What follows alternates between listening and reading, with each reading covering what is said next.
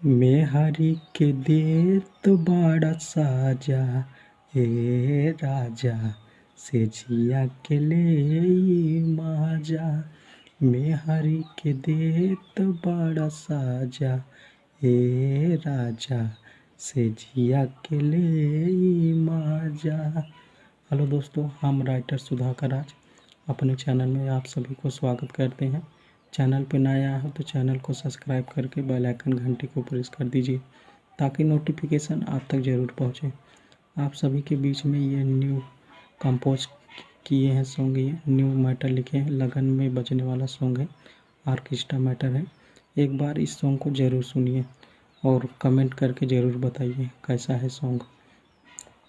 और आप सभी को बताना चाहते हैं ये मुखड़ा ही है, किसी को इसका यांत्रा चाहिए तो कमेंट कीजिए, हम यांत्रा लिख के दे देंगे आप सभी की।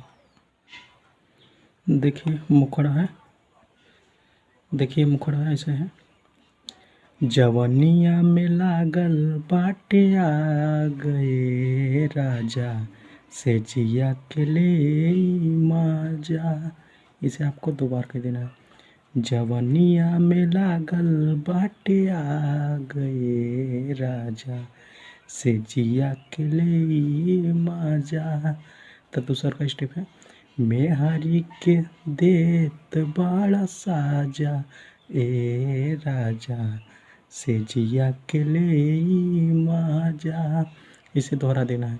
मेहरी के देत बड़ा साजा ए राजा से जिया के ले माजा।